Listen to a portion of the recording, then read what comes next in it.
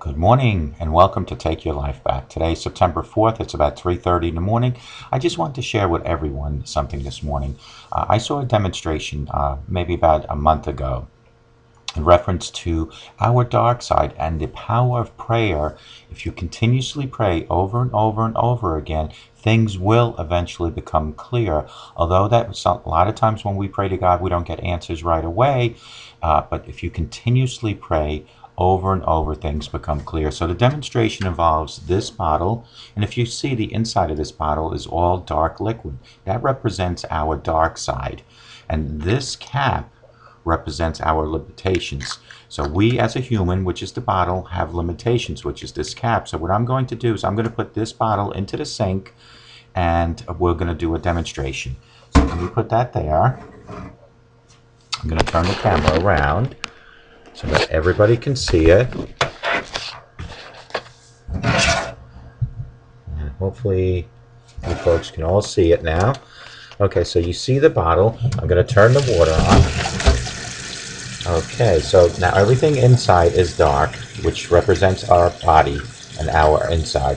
And what I'm going to do, and this clear water represents our prayer. So you see the continuous water running.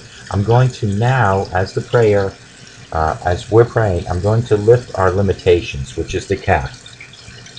And we're going to slowly add our prayer to this.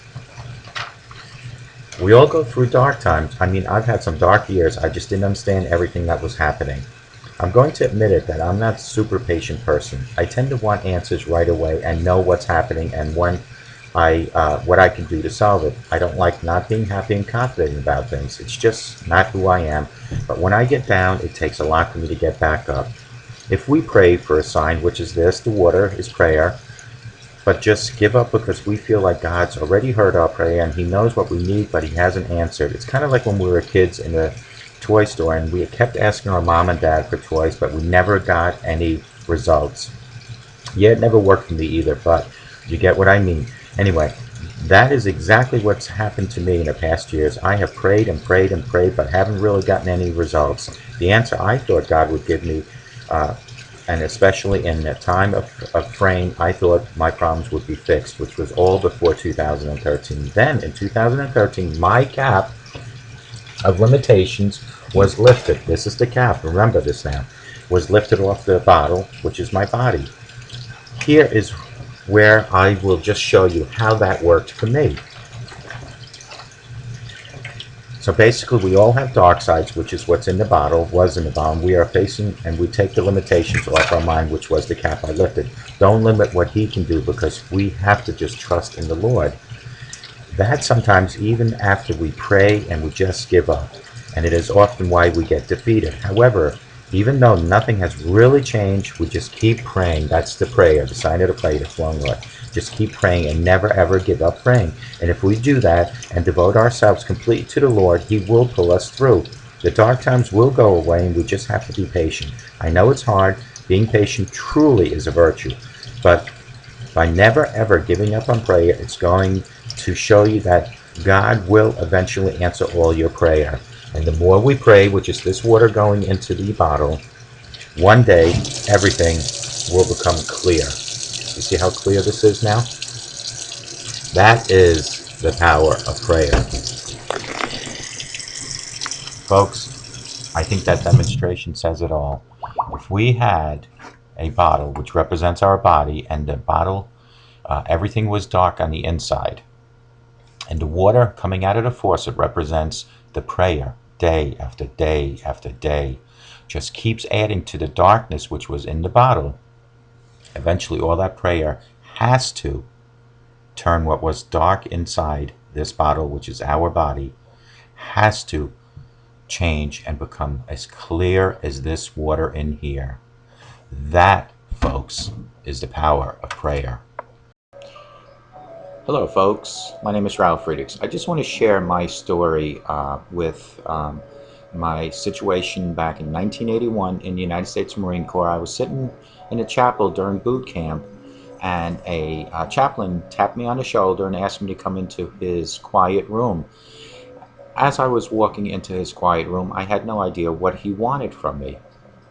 It was then that God was setting my life in motion.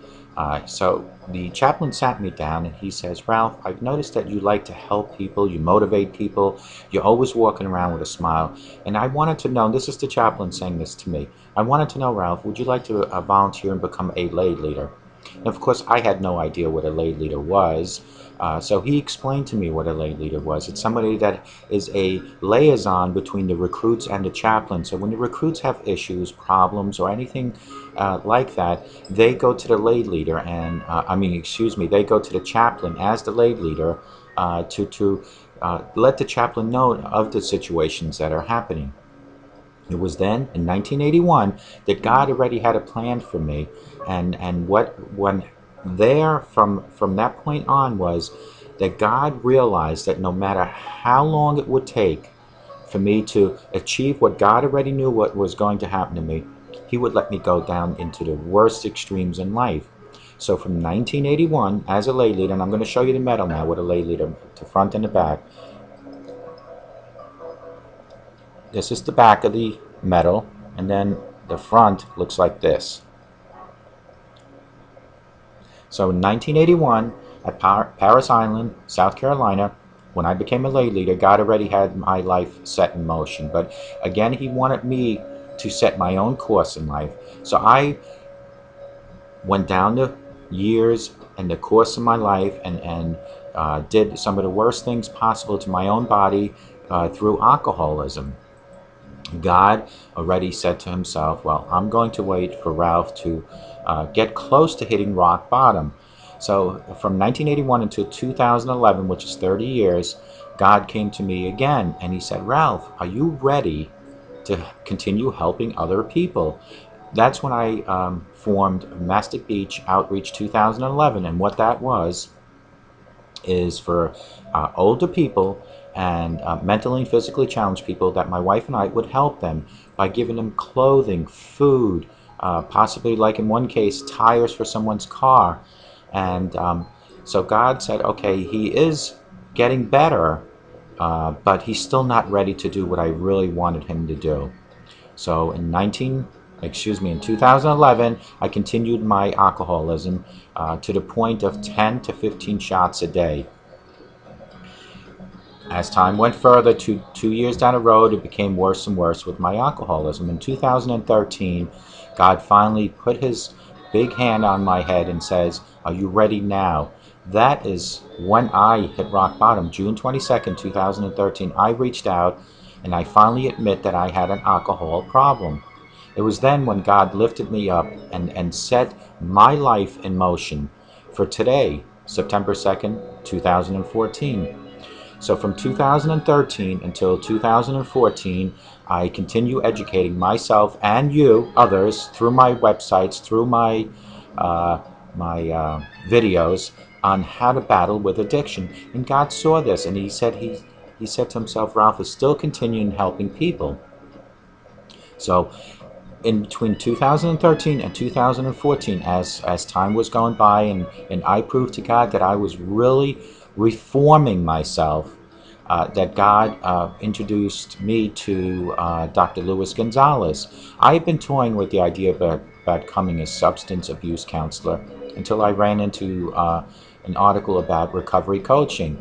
So I thought it was very ironic that God had planted Dr. Luis Gonzalez from Starting Point, that's StartingPointmn.com, 844-414-844, into my life. Dr. Luis Gonzalez gave me the educational programming to turn me into a recovery coach. So while I was training for Dr. Luis Gonzalez to become a recovery coach, and today, my father comes from South Carolina to visit, and we're looking at my shrine, which my wife calls a shrine, which is all my Marine Corps ribbons and medals. And my father asked me, Ralph, what is this medal for? What is this particular medal for? And I then said to myself, here's where it all came together. I finally realized what that medal stood for and how it influenced me in my life. It was back in 1981 that God knew already that I would eventually, towards the middle or 60% of my life, be out to help other people, to continuously help people, to motivate people, to coach people. So it was from 1981 to 2011 that I ran my life to the ragged ends, to the pit of the worst. And then from 2011 to 2013, even worse than that. And then June 22nd, 2013, finally helped myself up with the grace of God. And in 2014 became an addiction recovery coach. And all that epiphany came to me due to my father asking me what this stood for. This particular silver medal, when he asked me that, it all finally came together, that God had bigger and better plans for me. And this is what I'm telling you, folks. There is a plan for you. No matter what the plan might be, you don't know what it is, but there is a plan for you. It's just a matter of you figuring it out. So why don't you let me help take your life back? Thank you. God bless you, and have a sober day.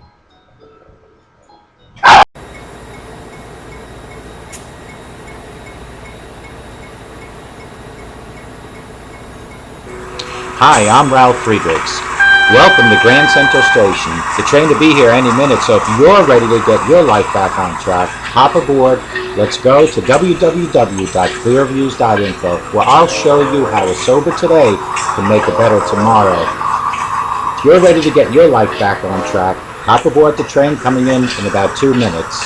Thank you, and have a great day. www.clearviews.info.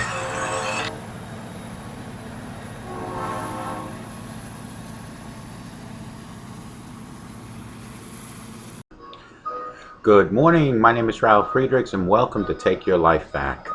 Today we're going to talk about something a little different than usual. It's still related to drugs and alcohol and addiction.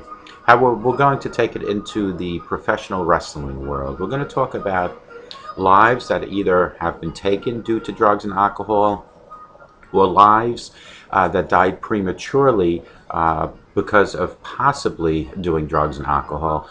In other words, some of the lives were guaranteed overdoses and suicides, and that's what the medical examiner has claimed. But then there are lives that were taken that possibly were resulted due to drugs and alcohol. First, I want to shout out to Dr. Luis Gonzalez from Starting Point at startingpointmn.com. That's www.startingpointmn.com. Dr. Luis Gonzalez can be reached at 844-414-8444. What Dr. Luis Gonzalez does is he has two entities of his business. The first one being where he'll help you recover. He'll take you from addiction to recovery. He'll walk with you daily. He will not talk about the past. He will only concentrate on today and 24 hours and tomorrow. That's what he does on one side. On the other side, he does exactly what he did for me, and that was to train me to become a master addiction recovery coach.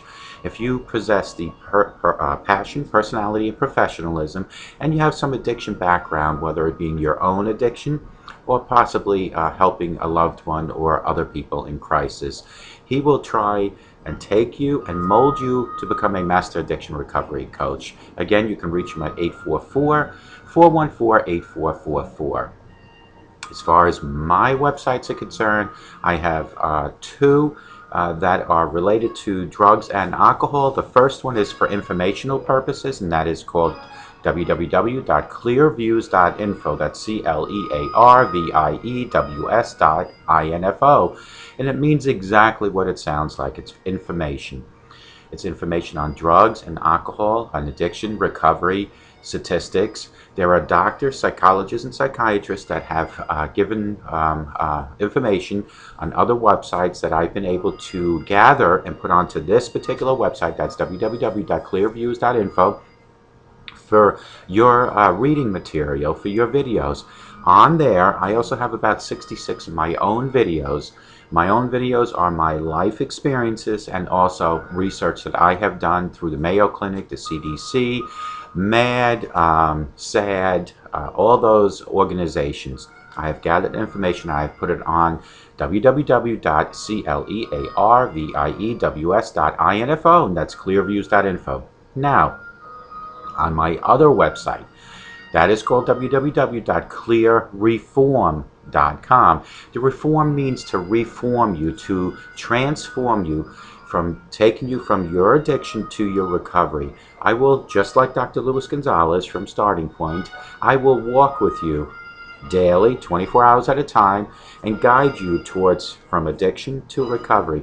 We will also not talk about the past. I am only concerned for today and the future. I don't really want to talk about the past, and I don't think that you either. I certainly hate talking about my past. However, I do talk about the book of life constantly with you folks.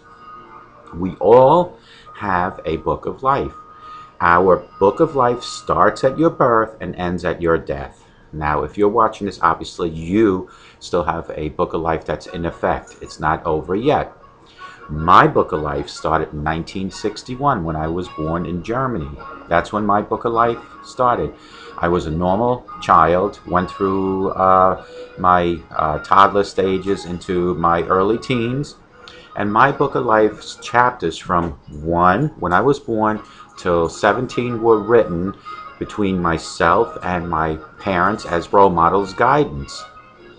At the age of 17, I started writing my own books of chapters in my own book of life. And that's where all the situations in my life really started with alcoholism. It was between the ages of 16 and all the way to 2013, where gradually I built up my alcohol consumption. So, from 1961 until I was about 17, those chapters were written in conjunction of my own writing and my parents. At 17, I went to college, graduated high school, and went to college. At 18, I joined the United States Marine Corps.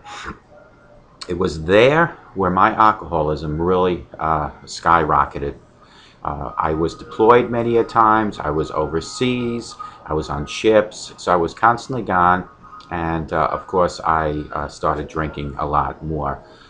In 1981, I was sitting in a chaplain in boot camp in Parris Island, South Carolina, and a chaplain tapped me on the shoulder and asked me to come into his quiet room. So of course I followed him, because as a good recruit, you listen to whoever. And so I sat down, and the chaplain notated to me that he has watched me as a motivator, as a person that cares about other people, meaning other recruits, and he asked me to become his lay leader.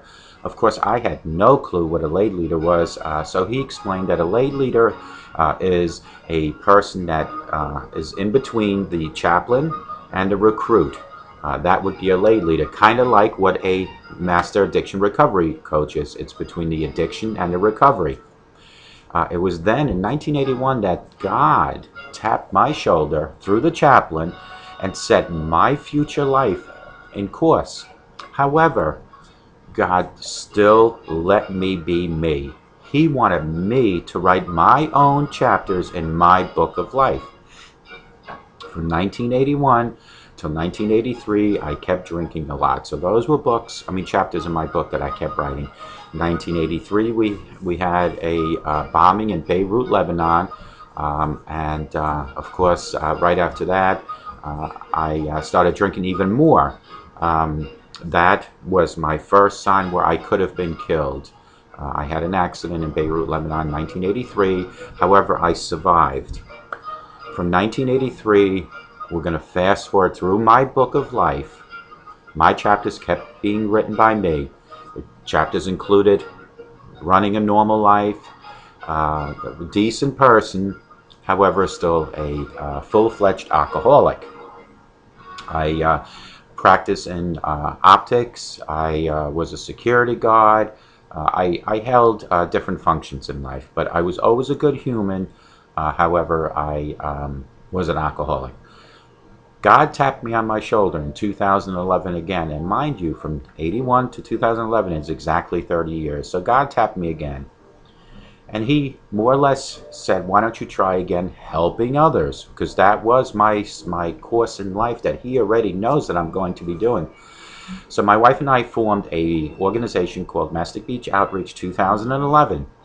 What that consists of helping people with mental and physically challenged and elders, people that might need food, that might need clothing, that might need services rendered, such as we had one couple that needed tires. We had another a mother who had a handicapped child that needed a wheelchair fixed. Other people needed food. So that was another sign. I was doing okay with it. However, God still noticed that I had one major flaw, and that was alcoholism. So again, he let me write my own chapters in my book of life. From 2011, well, let me backtrack real quick. I forgot something. 2009, up in Eminock, Alaska, I had another accident.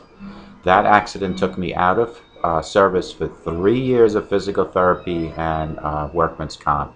During 2009 and 2012, 2013 is when most of my drinking happened, because I was home all the time. I didn't have to work. So mind you, from 2009 to 2012, that time that God tapped me again, which was in 2011, to do the Mastic Beach Outreach 2011, he noticed that my drinking has become worse and worse. However, he said to himself that he is going to let me write my own chapters in my book of life, and continuously write that. And that's exactly what I did. So I continuously wrote that, and then in 2013, I finally hit rock bottom. It is then that God tapped me on my shoulder, and he said, now, starting today, because you hit rock bottom and you reached out to me for guidance and direction, starting today, I'm going to help you write your rest of your chapters in your book of life. Through me, you will write. However, I will be part of that. I will be part of you. So in 2013 is when I created www.clearviews.info. The reason I created is because I did try AA, but I felt I had a higher calling, and that was through God, with the grace of God, and I needed to be more actively involved. So when I created www.clearviews.info, that was the initial website, and that was my starting point with my own methods of recovery with addiction. 2013, when I did create that, I also started then thinking, what could I do possibly to help others? What can I possibly do to help myself? As time went on, God introduced me, or brought me and Dr. Luis Gonzalez from Starting Point together in our time. Out of nowhere, I never heard of his name. He is from Minnesota. I'm from New York. He brought us together, and Dr. Luis Gonzalez told me that he viewed a few of my videos, and he was quite impressed on my methods of utilizing my recovery. So we both agreed that I would go through his Starting Point recovery, coaching educational program, and that's exactly what I did. And then in 2014, after I passed my final exam, I became a Master Addiction Recovery Coach. It is through God that all these things happen. So mind you now, from 1961, which was my first chapter, all the way to 2013, God let me write every single chapter on my own. And if you notice, and if you read those chapters, they are not the most promising chapters, but God still let me write them on my own. Remember, in 1981, God knew already, when I became a lay leader, which is between a recruit and a chaplain, a mediator, that I would in 2014 become an addiction recovery coach, which is from the addiction to the recovery. I always had that main role between two entities. Here I am today, 2014. My chapters have becoming better and better, and so can yours. But what you need to do is you need to come up with the right method on battling addiction. You need to come up with a strategy and great educational tools to educate yourself daily. And you need to reach out to your higher power. In my case, that would be God, my higher power. It is through the grace of God and my willpower to stay sober throughout my addiction, which will be forever, mind you, because addiction doesn't just disappear. It is how you learn to cope and work with it. It is through God that I am here to tell you folks today that I have now been sober for over 400 days. It doesn't sound like a lot, but if you're an alcoholic, even 1 or 2 days is a lot of days to go through recovery. So God has continuously allowed me to write the rest of my chapters in my book of life. And whenever that might be, that could be in 10 years, it could be tomorrow, it could be in 20 years, I don't know. But people will always remember you during your last chapters in your book. So it doesn't matter what you've done in your past.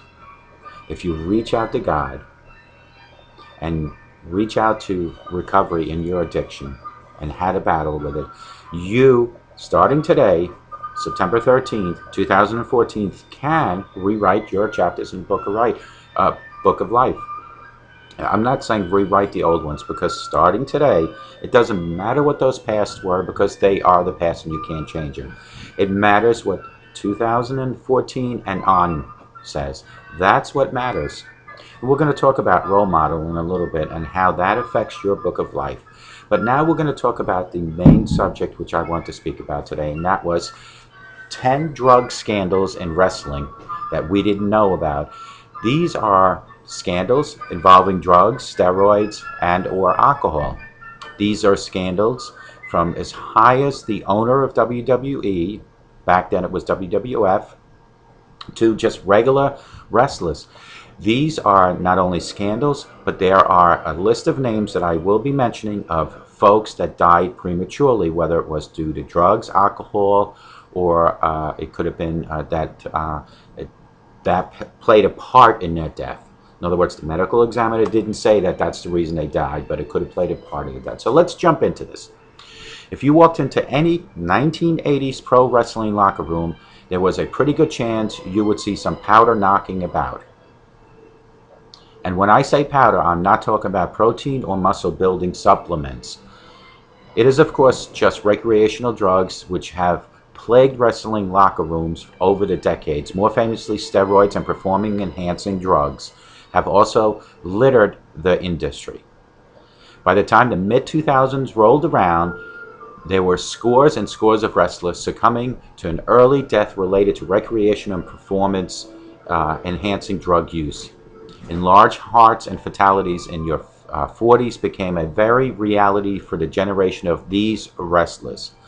It all started escalating or accelerating in the 1980s and on. This article will detail the most shocking tales of drug scandals in pro wrestling, including the tales of coke-fueled hotel rooms and syringe-fueled dressing rooms. Thankfully, the major wrestling company, WWE, has led away in cleaning up the industry since the mid-2000s. Drug testing and suspensions have become more strict within the WWE, and the talent are now mostly clean-living bunch who will put hard gym time into their muscles instead of steroid use. You only have to look to the WWF bodies from 2002 and compare them to WWE physiques of 2013, last year when this article was written. You will only have to look at the early 2002s to 2013, the difference in the bulkiness, to see how steroids have been cut down tremendously and more of gym time has been utilized. Here we look at 10 wrestling drug scandals. Number 1, British Bulldog was messed up crack at the time of SummerSlam 1992.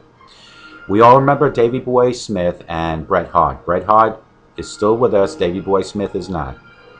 Bret Hart versus Davey Boy Smith in SummerSlam 1992 was one of the very best matches of the early 90s. In front of a very loud United Kingdom crowd, 80,000 patriotic fans packing out Wembley Arena, Smith beat Hart in an absolutely superb wrestling match.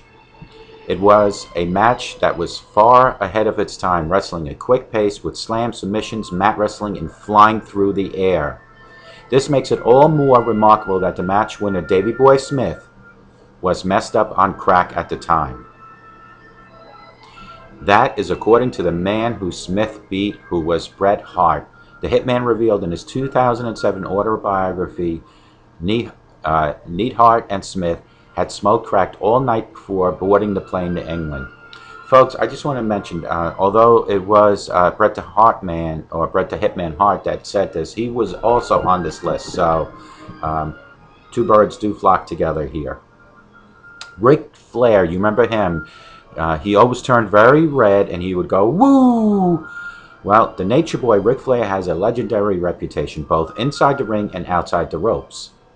The man has been one of the hardest partying animals in its entertainment and has stated that even the Rolling Stones would have been unable to match his energy for all-night partying. Folks, you remember we talked about role models? Well, Ric Flair's son, just I think a year or two ago, died of an overdose, and that is the role model that his son saw, Ric Flair. Pill-popping Shawn Michaels reported to Vince by Triple H. Born-again Christian, Shawn Michaels has been the first to admit his horrible behavior when abusing drugs. Painkillers and uppers were the drugs of his choice for Shawn, and it seemed as if he was even drugged on TV during various interviews and wrestling matches. This mostly took place between the 90s and early 2000s. Take for an example the segment in which Michaels went to the ring for an interview with Jim Ross in just his underwear and his shades. Drugs and alcohol will make you say things and do things that you normally wouldn't do. This is why I always say when you have somebody that's in your home or you know somebody who's addicted to anything related to drugs or alcohol, when they say things, it's not them talking from the heart, but it's the alcohol and drugs talking. In Shawn Michaels' case, going to an interview on national television in underwear and shades is the alcohol and drugs that made him do it. Vince McMahon, he is the owner of WWE and also the son of the original owner of the McMahon family. Vince McMahon cocaine. Vince McMahon relished his role as the famous New York entertainment mogul in the 1980s. He was involved in the same of the seedier side of the late 80s New York scene. Well, wow, this was written bad. Well, Vince was a force in New York City party culture just as much as any celebrity and Wall Street banker. McMahon would often appear on the Letterman Show or Saturday Night Live in the 80s and then disappear into the night to enjoy himself with the crowd. Vince longed for acceptance into the legitimate entertainment scene. He was seen doing crack and cocaine out in the open. This is an article that was written really bad. I could read it back really slow. Vince McMahon relished his role as a famous New York entertainment mogul in the late 80s. He was involved in some of the seedier side of the 80s New York scene. Well, McMahon would often appear on the Letterman Show or Saturday Night Live in the 80s and then disappear into the night and enjoy himself into the crowd. Even wholesome good guy Bret Hart got on the coke scene. Now, Bret Hart is the one that talked about Davey Boy Smith. Such was the prevalence of cocaine in the 1980s pro wrestling scene that even holier than thou, Bret Hart got into the white stuff. It goes to show you cocaine, crack, alcohol, they don't pick and choose on who their victims are. They will take anyone. And unless you're strong and you have a willpower, they will take you. In the same 2007 autobiography in which he criticized other wrestlers' drug habits, Bret admits that he himself got involved with cocaine, but talks about one party in which he entered a room to find a mountain of cocaine on the table. Surrounded by his peers, Hitman snorted back a couple of lines. He goes on to say in his book that earned him the trust of other wrestlers who stopped seeing him as the son of Stu Hart and started seeing him, Bret, as one of the boys. So peer pressure, I'm not saying that's what caused this, but it seems as reading this article, peer pressure certainly helped the situation. The steroid trial, everybody remembers that. That was with Vince McMahon and his mother. When it comes to drug problems, the WWF, which was in the 80s and 90s, was certainly more famous for its steroid scandals as opposed to coke problems. Most of the reputation as a roid fueled wrestling company came from 1994 trial of Vince McMahon on charges of supplying steroids to wrestlers. McMahon denied the allegations and was acquitted on all charges. The mud, however, has stuck. Even in today's stingily drug-tested locker room, people still believe that some wrestlers are roided up. Following the steroid trial, McMahon started pushing smaller wrestlers. Guys like Bret Hart and Shawn Michaels started to occupy the spots once filled by muscle men like Hulk Hogan and the Ultimate Warrior. Remember, Hulk Hogan and the Ultimate Warrior, proven facts state that they were bulked up because of the steroids. Proven. If you look at today's wrestlers, there are dozens of wrestlers that are just pure muscle. Lex Luger and the death of Elizabeth. Remember Miss Elizabeth? I believe she was also with Macho Man, Randy Macho Man Savage. Lex Luger had a certain look, but far from impressive. It was more of a disturbing look. His shiny, oiled up, bright orange muscles looked more like an inflated plastic suit. But it was the fact a stack of steroid-enhanced growth. Luger traded on this look and famously slammed Yokozuna with the Superman-like strength. It got Luger over to an extent, but there was a price to pay for the unnatural development and strength and size. Lex now talks openly about his battle with drugs, admitting he went through huge cocktails of prescription drugs, recreational drugs, and steroid abuse. Everybody remembers Rey Mysterio. Well, he had drug slogans going for quite some time, only to find out that he was suspended due to drugs. So here he was preaching about how people shouldn't be doing drugs, and he was doing it himself. Undoubtedly a special talent, Rey Mysterio was wooed audiences with his initiative, fast-paced, high-flying style for over 20 years now. He was also respected by children for his anti-drug slogans, but has recently returned to WWE for yet another run. But the fact is that he should really be retired. Mysterio has been plagued by injury in the past few years. His body is worn down from years of brutal wrestling. His knees are in terrible shape, and he has been having many other surgeries. He has been suspended due to drugs over and over again, and this is the person that's out there preaching to the young people. And I do appreciate the fact that he was preaching to younger people about not using drugs, but the preacher shouldn't be using himself.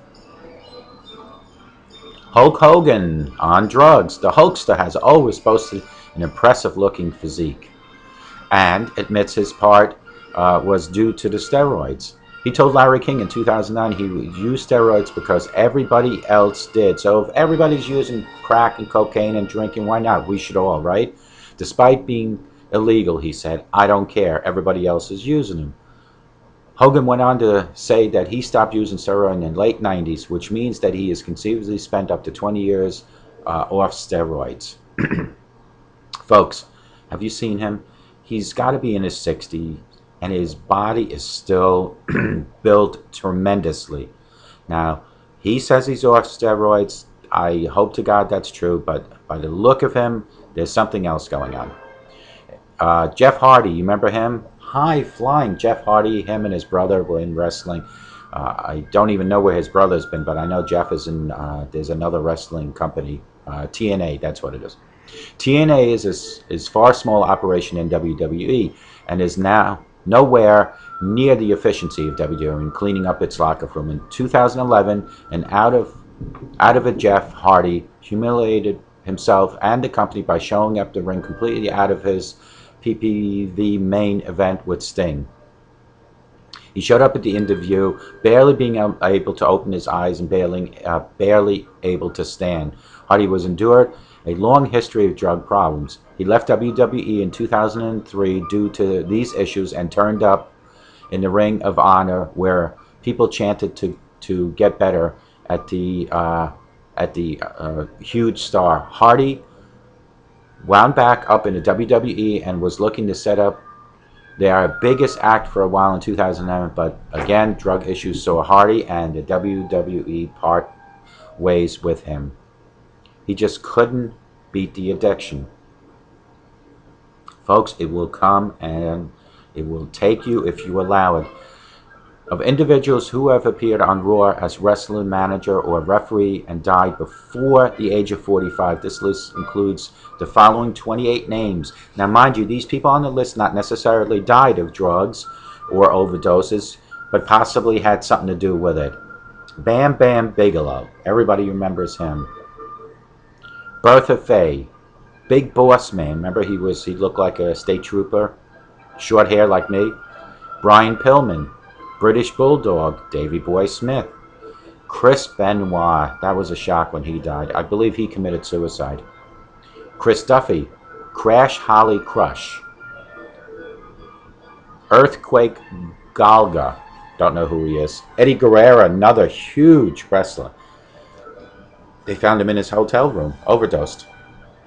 His wife, Vicky, is still, she's, I believe, like a manager on WWE.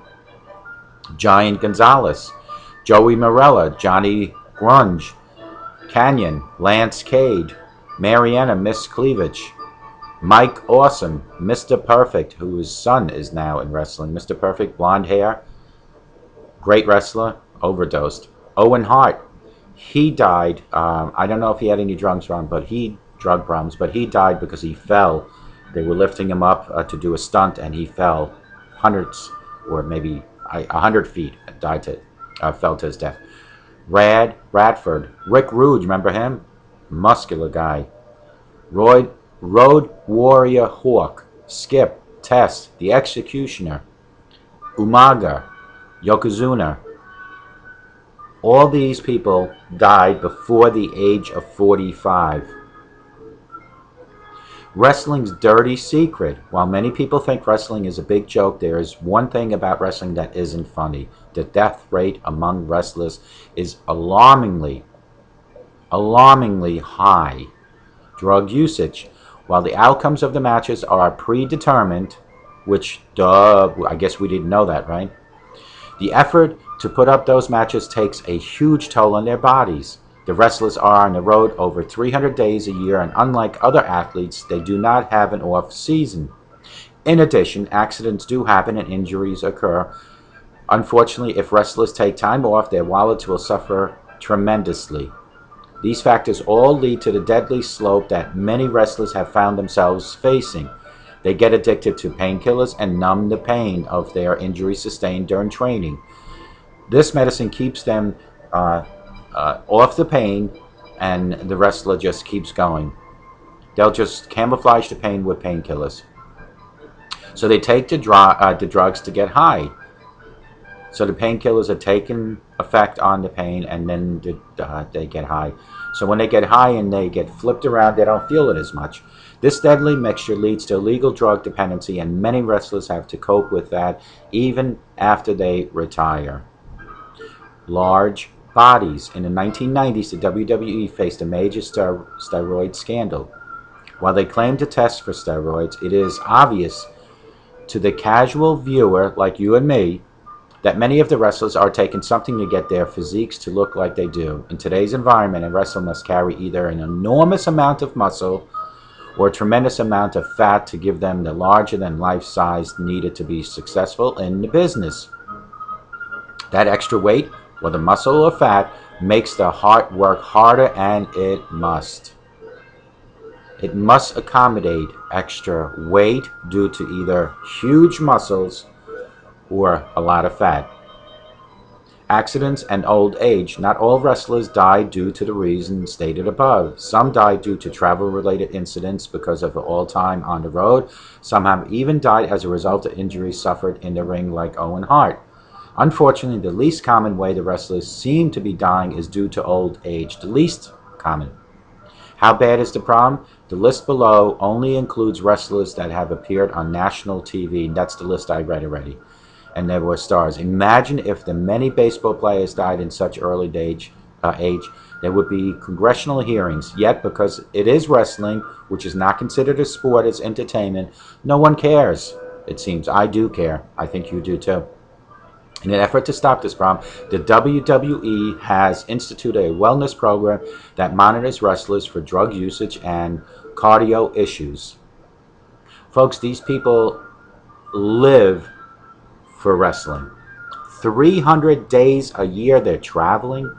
Imagine what that does to your body in combination with your painkillers, in combination with your drug abuse, in combination with your alcohol abuse. No wonder this list: Bam Bam Bigelow, Bertha Faye, Big Boss Man, Brian Pillman, British Bulldog, Chris Benoit, Chris Duffy, Crash Holly, Crush, Earthquake, Eddie Guerrero, John Gonzalez, Joey Morella, Johnny Grunge, Canyon, Lance Cade, Mariana Miss Cleavage, Mike Awesome, Mr. Perfect, Owen Hart, Rat Radford, Rick Rude, Road Warrior, Skip Test, The Executioner, Umanga, and Okazuna. No wonder that they're all dead before 45. I'm not saying they're all dead because of drugs, but even when you're traveling that much, 300 days a year, things can happen like what happened to Owen Hart. God knows if his harness was strapped on properly by him, because he could have been tired. 300 days a year of traveling, and that's not even counting what they have to do in a ring, and that's not even counting what they have to do to train. Folks, these are huge names, huge statistics. Let's go back to what we talked about. Ric Flair. He was known to be a partier. And the reason I'm bringing Ric Flair into this discussion right now is because his son just died of an overdose a year or two ago. Or of an accident. But it was due to some sort of addiction. This is why I'm bringing this up. Because role model issue that I constantly emphasize. Ric Flair must have been a hell of a role model if he was known all over wherever he went as a person that loves to party. Can you imagine the role model leadership that he showed to his wife and his children? I am not picking on Ric Flair. I'm using him as an educational example of what you should not be. It all starts in your home. If you smoke and you drink and you curse and you domestically abuse or hit someone, your children will do that. Remember this. Your children look at you as mommy and daddy as their hero. You are their role model. What does role model mean? That means you are to model what's best for your children. Is drinking best for your children? Is smoking best for your children? Or hitting your spouse? Or using that nasty profanity? Is that best for your children? Is that what you define as a role model? Well, in Ric Flair's case, he had such a reputation of partying that I can almost guarantee you at home that's what he did. And that is what his son, I don't know how many children he had, saw on a daily basis, and look at the outcome. Folks, what you do at home is the most important thing in your life in front of your children. It is up to you to start writing the chapters of their book of life. Do you remember I spoke about mine started in 61 when I was born? And in conjunction with myself and my parents all the way to 17, they helped me write it too. It is up to you as the parent to help write your child's book of life. You need to mold your children from the age of 0 to 17, 18. Mold them not to know about smoking or to know about it, but to know it's bad, to know it's bad to drink, to know it's bad to physically abuse, and to know it's bad to run that nasty profanity mouth. It is up to you to teach every aspect of those 4 things. To teach in a way that makes them realize that when they go out to society, that they have the benefit of knowing that they have been taught the right from wrong. However, if you don't do that, if you smoke, drink, hit, or use profanity in front of your children, when your children go out at the age of 17 and 18, they will smoothly blend right into society because what society is offering them, they have already gotten from you, the role model. You need to groom and I'm not saying program your children, but groom and prepare your children for a society that is evil and it does not care about them whatsoever. You need to prepare them. You need to have family night dinners, not once a week. And I realize mommy and daddy are working now. It's not like when we grew up. However, you still need to designate at least 3 days. Make it Friday, Saturday, and Sunday. Most parents don't work on weekends, but you need to have those family night dinners for a lot of reasons. It's to bond with your children.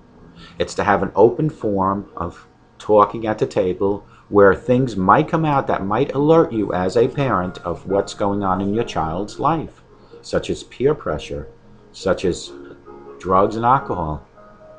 Make Friday, Saturday night at least those family night dinners together at a table.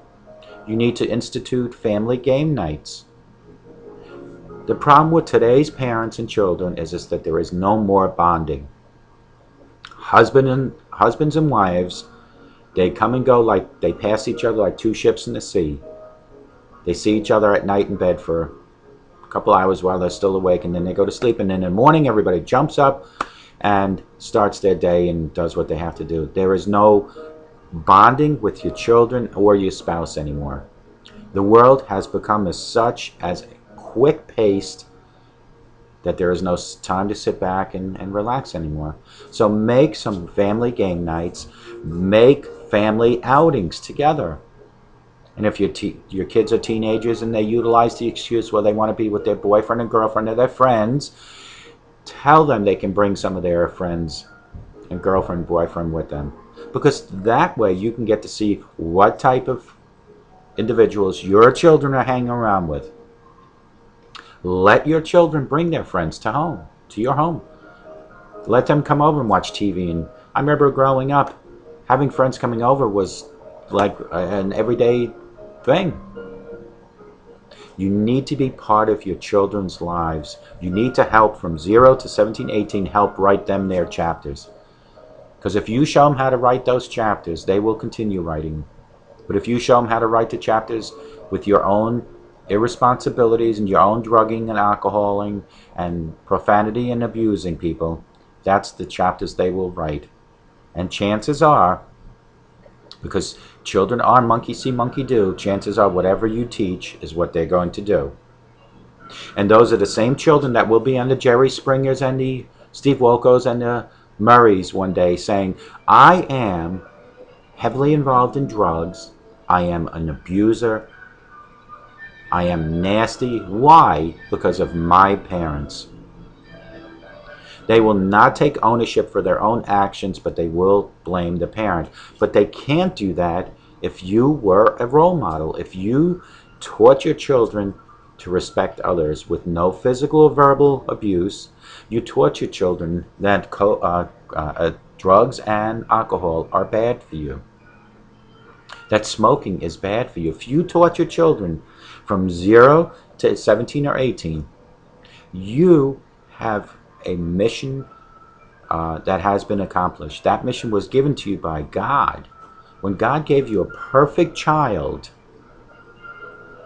with no flaws, He entrusted you to take care of that child, to bring that child up in the best way that you can. Now, when I say the best way you can, don't use the excuse, well, I can't bring up my child any differently than to drink in front of them, than to smoke or use profanity or hit, because that is a pure BS. If you need to smoke, smoke outside. If you need to drink, do it away from your children. If you need to run that nasty mouth of profanity, don't do it in front of your children. And if you physically abuse people, you need to seek counseling and therapy. And if you're watching and you are a victim of any physical or verbal abuse, you need to call the authorities. And you need to do that today. Because a slap here and a punch there will become a knife here and a gun there. It is simpler to call the authorities and have your loved one that's abusing you, have the police take your loved one out, than to have someone else call the police to have your body taken out because of physical violence. It's that simple. So the moral of this little snippet of a story is that from 0 to 17 or 18, you as the parent need to be a role model. You need to help write your children's chapters in their book. You need to prepare them for society, and you need to stop smoking, drinking, physically abusing, and verbally abusing. That all is a mission, and you need to accept that mission. You need to conquer it, because God gave you that child. He entrusted you his child for you to do the right thing. So that is the book of life. From 0 is your first chapter, and the end will be at the time of your death. Help write your children's from 0 to 17 or 18. If you have chapters before today that were terrible or that weren't that great, why don't you start today, September 13th, 2014, rewriting new chapters. Stop with the drinking and the drugging starting today.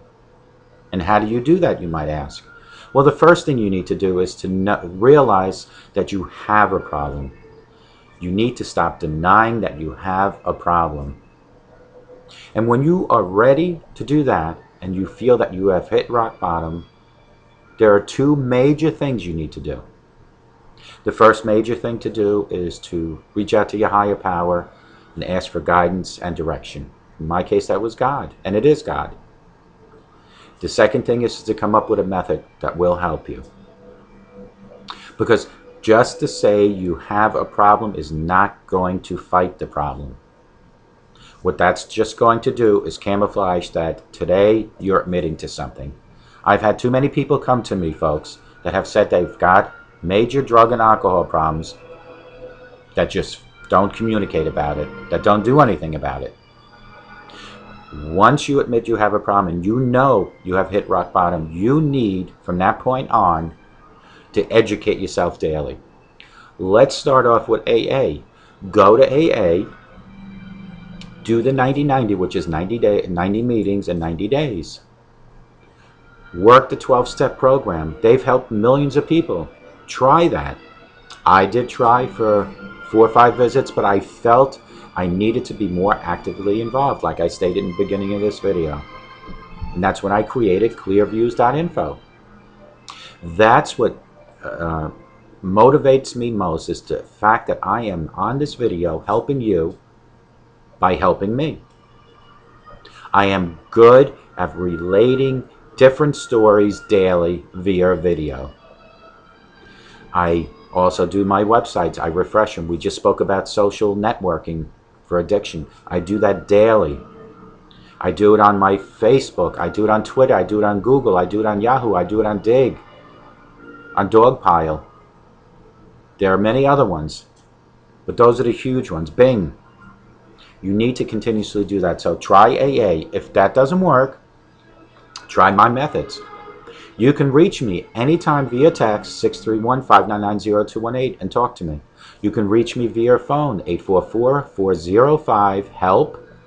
You can reach me via email, clearreform@yahoo. That's CLEARREFORM@yahoo.com. Email me. You can go on my website, www.clearviews.info or www.clearreform.com. Go on Facebook. We have an open group now called Clear Reform. Join our group and see all the stuff that's on there. You can also see our pages, clearviews.info and Clear Reform. Folks, you can reach out to me anytime. If AA doesn't work for you, come and try my methods. I will set up a structured method for you. I have 16 alternative steps to their 12 steps. Their 12 steps, you're supposed to start at 1 and work your way up to 12. My 16 alternative steps are you can go from 1 to 15 to 13 to 2. It doesn't matter. If you're one of those people that needs to be supervised during your initial admitting that you have a problem and you hit rock bottom, you might want to check into a rehab treatment center. They take insurance, they take Medicaid, and they also, most states now offer for people who have no insurance, at least some sort of help when it comes to rehab and to treatment centers. If you go to www.clearviews.info, between pages 6 and 8, you'll see it says Rehab Treatment Centers. Click on there. I have 2 columns of 50 states in each column. Click on the state you're in. You'll find, hopefully, a treatment center nearby. If you don't, go to your search bar on Google and just type in treatment centers in your area, and you'll find it that way.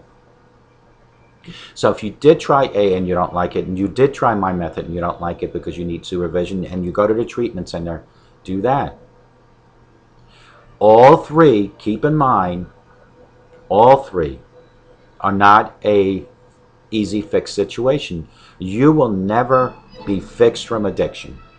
What you will learn from my method, what you will learn from AA, and what you will learn from the treatment center is how to live with your addiction, how to recover daily and live with it through educational tools. At the end of the day, it doesn't matter if it's AA, my methods, treatment centers, or whoever else. At the end of the day, we're all shooting for the same thing, and that is 100% sobriety from drugs and or alcohol. It is my goal to make sure that I stay sober, and my goal to make sure that you stay sober. It is AA's goal as well, and is also the treatment centers. So we all are shooting for the same thing. How you get to where you want to go is totally up to you. Whatever works for you. If you feel pressured by one method, try another method. But don't get to the pressure points where you might fall off the wagon. But I always say this, and especially to a friend of mine, if you have a bump in the road, you need to dust your knees, pull yourself up, and keep going. Because one thing I keep telling everybody is never, ever, ever give up. You need to just keep going, because every day that you're sober, every day, will make a better tomorrow. That is no doubt in my mind. So just keep going, even if you have that bump in the road. People will have relapses. I had, I don't know, 6 or 7. But usually once you hit rock bottom, 99% of the time they'll never have a relapse again if truly you hit rock bottom. But sometimes you might think you hit rock bottom, but there will be a relapse. You need to stay away from those stressors, such as financial stress, relationship stress, emotional stress, physical stress. You need to stay away from it, because stressors will cause relapses. It's a lot to absorb what I'm telling you, but it all falls into place as you mature in sobriety. I try to squeeze as much as I can into a 1-hour video each time. The unique thing about video is that you can watch this over and over. I have 2 channels on YouTube. Take Your Life Back Channel 1, Take Your Life Back Channel 2. You can watch these videos over and over. And folks, if you want to stick one on your website, if you go onto YouTube under my channels, I have left my embedded codes open to anyone that would like to take my videos. I know my videos have been used during some AA meetings. Somebody told me that they used one of my videos, I think it was about school and drugs, during a school function. So folks, you're more than entitled, and I'm more than happy to give you any of my embedded codes. You don't even have to ask me for permission. Just go to YouTube and hit share, and then you either can get the embedded code for a website, which is a HTML code, or you can just get the regular email code that you can just email these videos to whoever you want. But folks, it all starts in your home. Monkey see, monkey do. And while we're talking about the home, we need to concentrate on what is in our bathroom, which I choose to call Mr. Medicine Cabinet. My wife always laughs at me, but it is the perfect example. Mr. Medicine Cabinet is a legal drug dealer in your home. You legalize that drug dealer by leaving painkillers in there or any addictive drug. Strip Mr. Medicine Cabinet of all addictive drugs. If you suspect anyone in your home, including yourself, of abusing that, put those drugs away. And if you do have an addictive person in your home, besides taking the drugs out of there, you need to hide your money and your jewelry, because people will do anything to feed their addiction. They will steal, they will lie. So Take care of Mr. Medicine Cabinet. Strip him of any prescription drugs that are addictive, because they are prescription drugs. They are legally for whoever they're prescribed to, but they're illegally used by whoever's name is not on that bottle. So work on that. So it all starts at your home, folks. But in all this, you need to include your God. You need to, at your time, whether it's during the time of hitting rock bottom or even just sitting here watching this video, you need to reach out and you need to ask God daily for guidance and direction.